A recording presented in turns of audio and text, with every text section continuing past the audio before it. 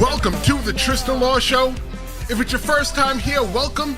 And if you've been here before, welcome back. I am Tristan Law. WWE Bad Blood is almost here, and with the tensions higher than ever, tonight is all about one thing, and it's all about bad blood. Rivalries have reached their boiling point, and tonight we're going to find out, will that bad blood spill over, or will cooler heads prevail? Today, we are breaking it down right here, right now, so stick around as we dive into everything you need to know before WWE Bad Blood kicks off tonight. Let's take a look at the card real quick so that we know what to expect. The Bad Blood between Liv Morgan and Rhea Ripley comes to a head at WWE Bad Blood in a high-stakes grudge match. After being betrayed by her former partner Dominick Mysterio at SummerSlam, Rhea lost her shot at the World Championship for Women. Now, with Mysterio suspended above the ring in a shark cage, Rhea seeks revenge on Morgan, the woman she blames for destroying her life. Can Rhea reclaim her title and put an end to Roman's reign? Well, not Roman's reign, Morgan's reign. Former Judgment Day teammates Damian Priest and Finn Bálor will face off at WWE Bad Blood after their partnership imploded at SummerSlam. Once a dominant force together, things fell apart when Bálor cost Priest the World Heavyweight title, and Dirty Dom betrayed Rhea. Now Priest looks for revenge as he battles Fat Bálor one-on-one. Now we get some Roman Reigns. WWE Undisputed Champion Cody Rhodes is teaming up with Roman Reigns, the man he defeated at WrestleMania XL, to battle the Bloodline after being ambushed by Sikoa and Jacob Fatu on SmackDown. Reigns returned to help Rhodes do an attack. Now, these former rivals will unite to take on Solo and the Samoan Werewolf in a high-stakes tag team match at Bad Blood. And still, the WWE Women's Champion Nia Jax will defend her title in a SummerSlam rematch against Bayley. Bayley's last reign ended after an interference from Tiffany Stratton and after pinning Jax in a tag team match alongside Naomi. Bayley secured her shot by defeating Naomi one-on-one. Now Bayley is set to challenge Nia Jax for the title in Atlanta. And of course, we will not forget, at WWE Bad Blood, CM Punk and Drew McIntyre will settle a heated feud inside a Hell in a Cell. After McIntyre mocked Punk's injury, Punk cost him multiple title opportunities. McIntyre retaliated with brutal attacks, even stealing and destroying Punk's cherished bracelet. Now the two will face off in the Ultimate Showdown to end their bitter feud. And that is all today at WWE Bad Blood, live from Atlanta, which starts at 6 p.m. Eastern Time here in the United States or in the East Coast. The reason why they're starting a little bit early today is because UFC is tonight. So if you watch UFC, you can watch that after Bad Blood. UFC and WWE are the same exact company. So, they didn't really want to, interfere with each other. Makes sense. But let's take a look at that first match that we're going to take a look at. Liv Morgan versus Rhea Ripley with Dominick Mysterio in the shark cage. Look, man, Dominick Mysterio has been fought for... Oh, I just kicked over my water bottle. Dominick Mysterio has been fought over so many times in his career. He's been fought over by his dad when it was the story back in the day with who was Dominick's dad. Was it Eddie Guerrero or was it Rey Mysterio? And now we're having another fight to figure out who's his mommy. Look, man, it's all about family values here in the WWE. They're trying to figure out who is the mommy. Is it going to be Rhea Ripley or is it going to be Liv Morgan? I really think that Rhea Ripley doesn't have any more use for Dominick Mysterio. All she really wants is her belt. That's what she lost. Liv Morgan told Rhea Ripley that she's going to take everything from her. Now, you know what? Rhea Ripley's going to take back everything from her that she wants. And that's the Women's Championship. Liv is pretty much the underdog in this whole entire match because, you know, you don't really expect her to win. You know that Rhea Ripley is really dominant, and with Dominick Mysterio being suspended, I don't know if they'll suspend him in the air. That's an old WCW, WWE thing. Remember when they had China hanging up in the air back in the day? If you don't remember, Google it, look for it on YouTube. But with Dominick Mysterio inside the cage, how can he interfere in the match? Will there be somebody else to interfere into the match? I don't really see anybody else interfering in the match. I really see Rhea Ripley putting the boots and beating up Liv Morgan. But you know what? If you're looking at WWE's pay-per-views as of late, their PLE, Premium Live Events, as of late, it's different. Looking at the last pay-per-view, I didn't expect so many belts to change hands. The belts just keep changing hands. The things that you normally have, that we have normally been accustomed to getting from WWE product, we're getting different now, which is good.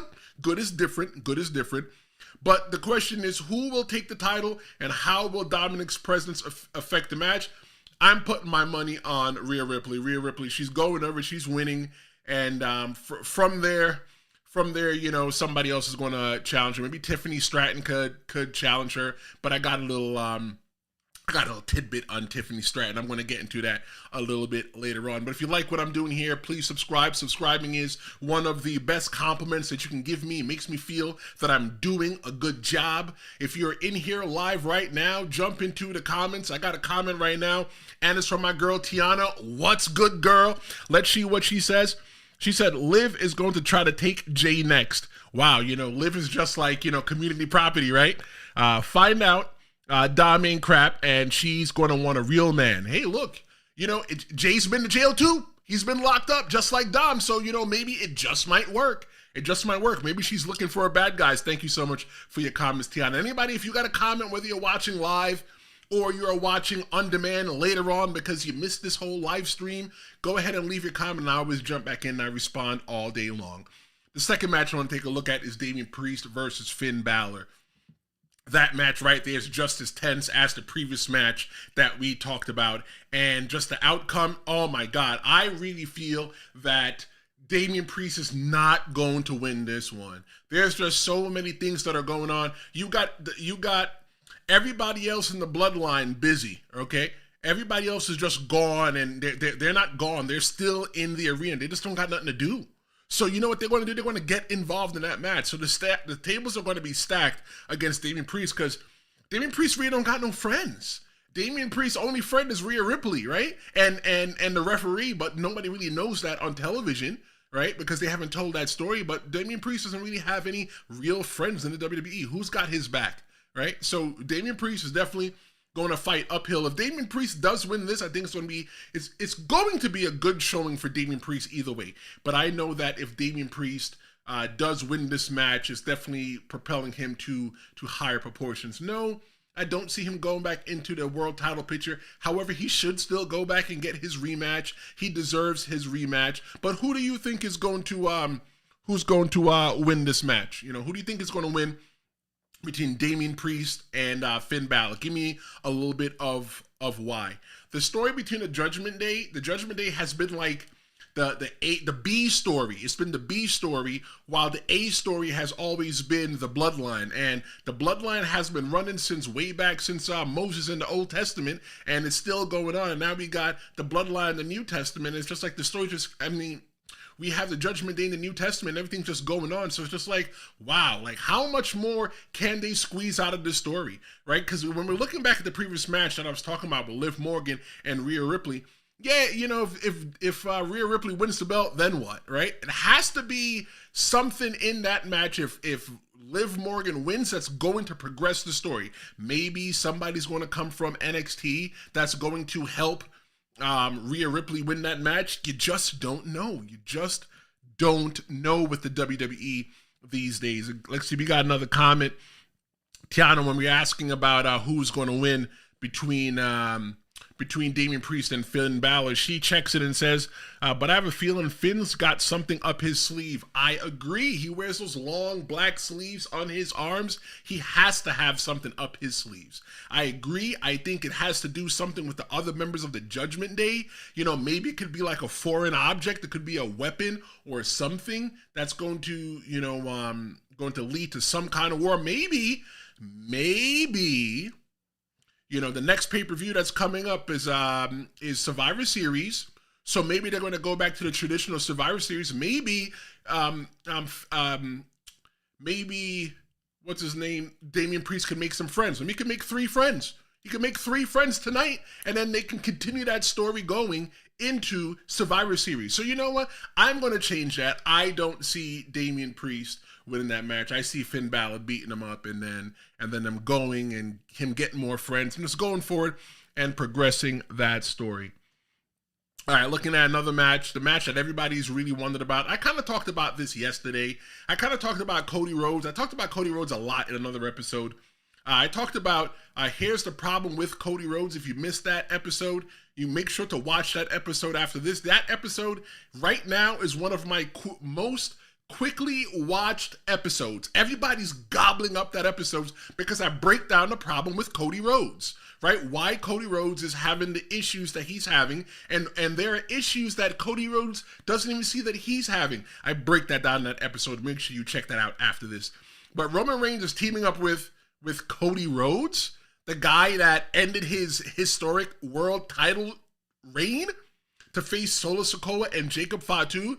For me, the alliance of Cody and Roman is very uneasy. And the bloodline, this whole entire story is just going to keep going. I'm going to reiterate just a little bit of what I said yesterday when I was talking about Roman Reigns. I'm sorry, when I was talking about Cody Rhodes. Roman Reigns is going to use Cody Rhodes, and then when Cody Rhodes is done, he's going to put Cody Rhodes to the side. Cody Rhodes is going to have nothing to do. Roman Reigns is going to reunite the old bloodline, the OG bloodline, and they're going to try to go against Survivor Series, maybe War Games with the new bloodline. And then who is Cody Rhodes going to be fighting? What, you think it's Kevin Owens? It's not Kevin Owens. It's not Kevin Owens. Let's see, we got a message. Hey, Imoni Bentley said, hey, what's up? Hey, how are you? Thank you so much for joining. If you like what I'm doing here, please go ahead and subscribe. Thank you so much for hanging out. But the problem that we all think right now is that it's going to be Kevin Owens. It's not Kevin Owens. It's Randy Orton. Randy Orton is very dangerous. Kevin Owens and Randy Orton have a right to feel slighted a certain kind of way. Cody Rhodes used them to help fight off the bloodline. Now he's going to go join Roman Reigns to go fight off the bloodline. Yo, what happened to your mans? So, like, you're only going to use me for when you need me. When you don't need me anymore, you're going to go with the enemy? Randy Orton is going to bury the knife in Cody Rhodes' back. He's going to break off the handle. And when that happens, the whole entire world's going to be shocked. You're going to remember that I said it here first. I said it here first. That Cody Rhodes is in danger. He's too goody two-shoes that he has no idea what's happening. Why is Cody Rhodes in the ring with Roman Reigns talking about they're on the same team? Why?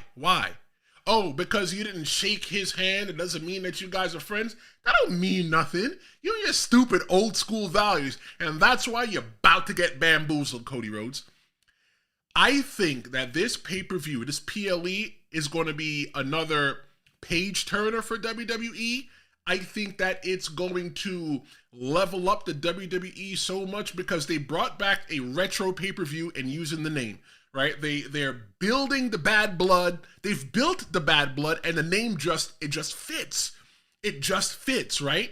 And with Cody Rhodes being from Atlanta and Roman Reigns going to college in Atlanta, there's so much on the line. They got 2 ATL boys in the ring against the new bloodline. How's this match going to shape out?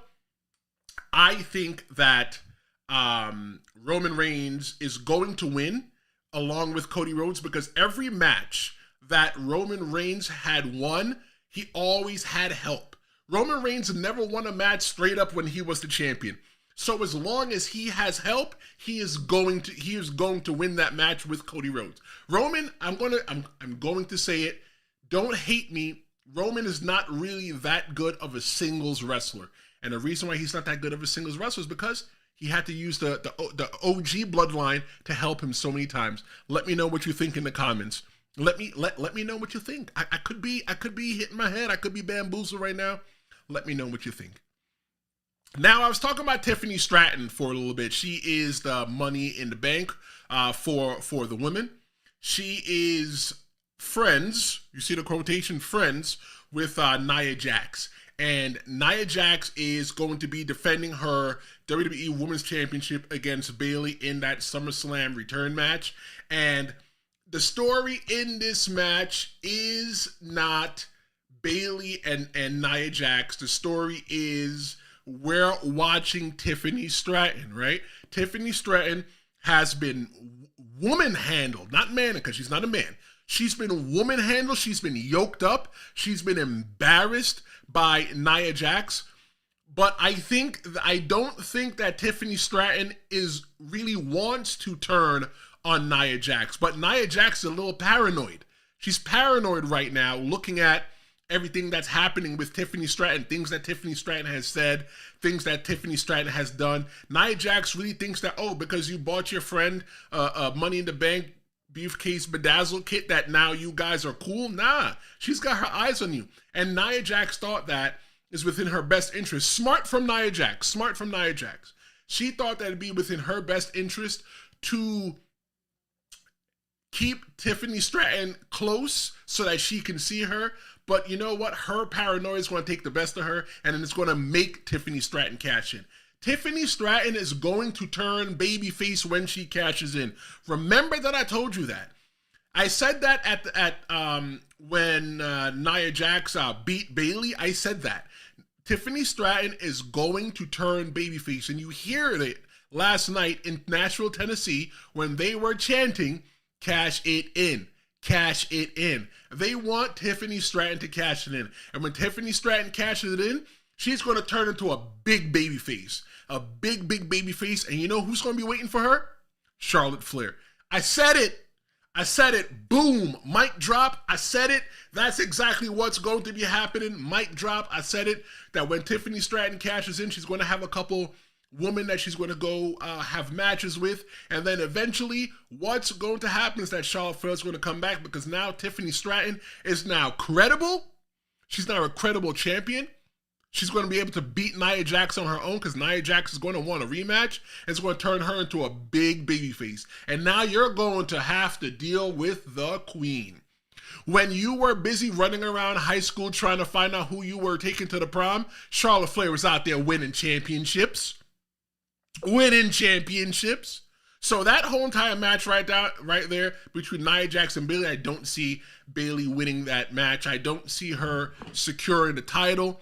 The title is not for her, not this time. You know, Bayley's a great champion. I just think that when it comes to the progression of the story, it's not for her.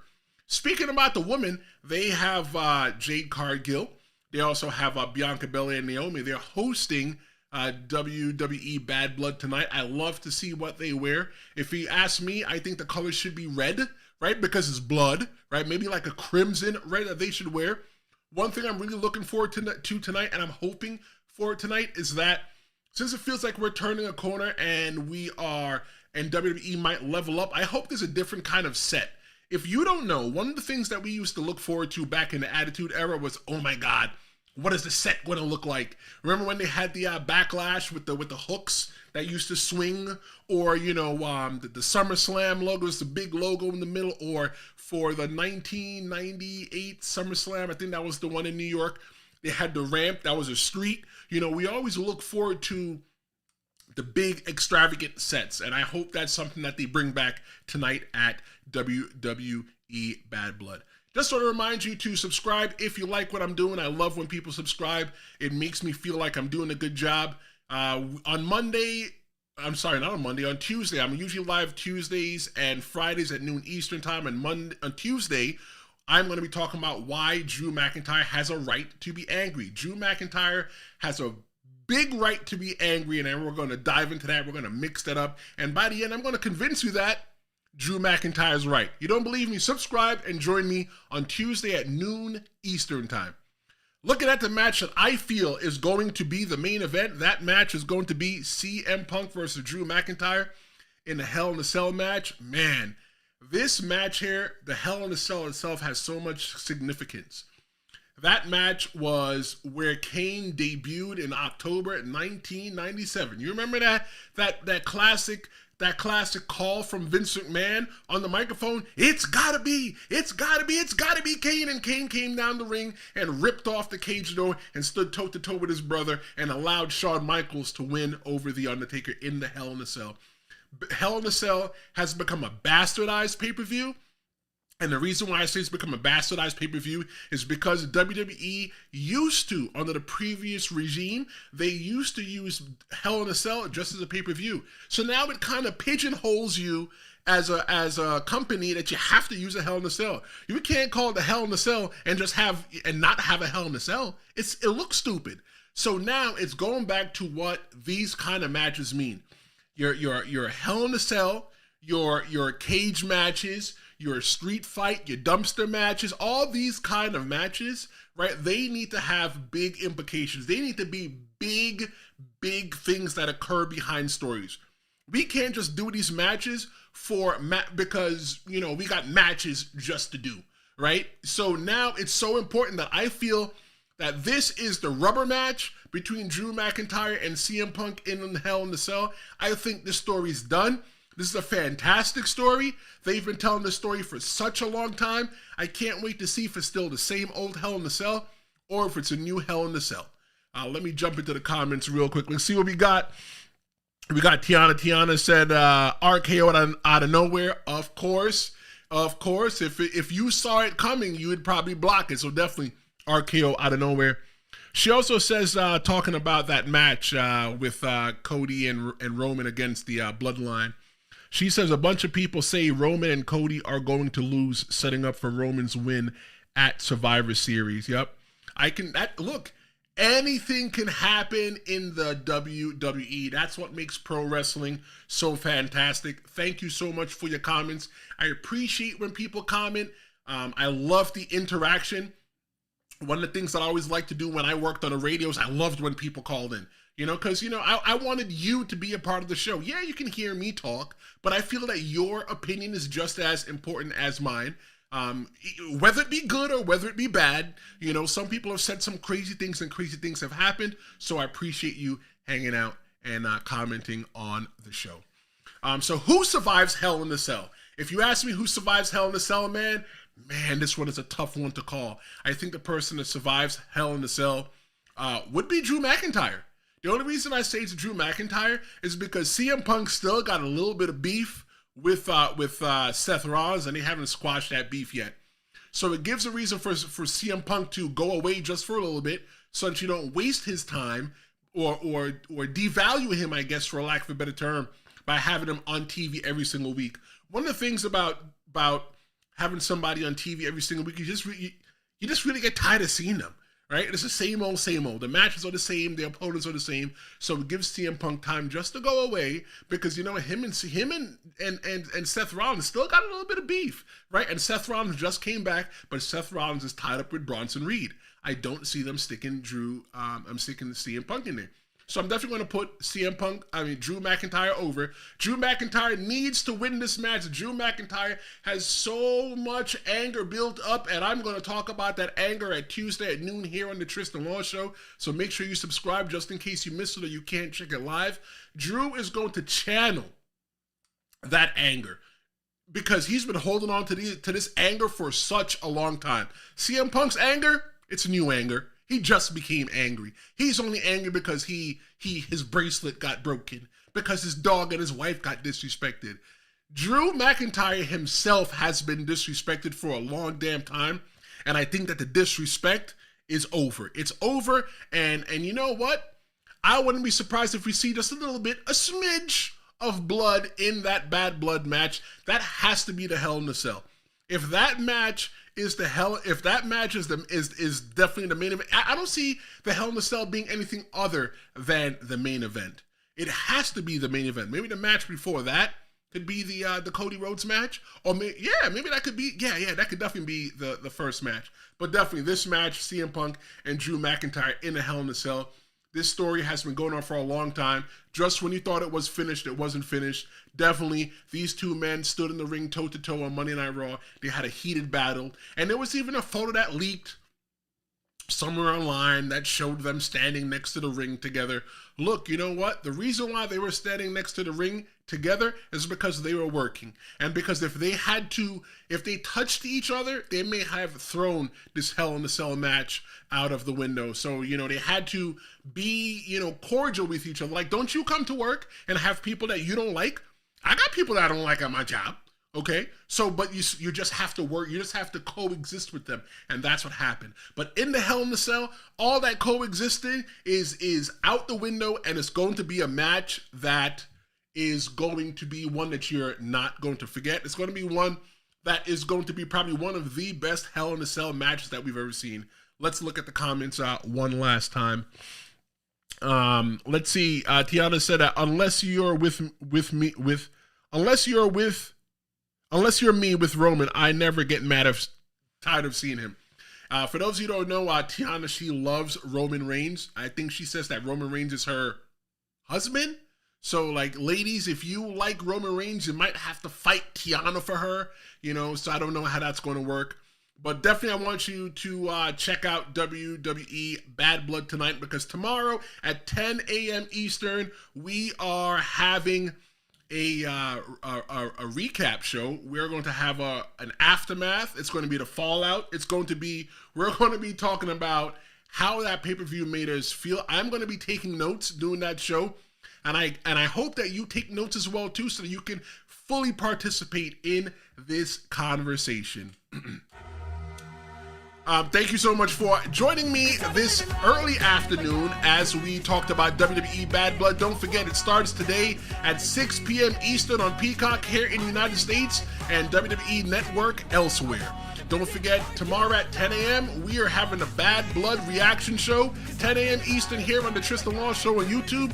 We're going to be discussing on Tuesday at noon why Drew McIntyre is so angry. If you like what I did today, don't forget to share, like, and subscribe. Thank you so much for hanging out with me today. I am Tristan Law, and this is the Tristan Law Show, and I'll see you tomorrow morning.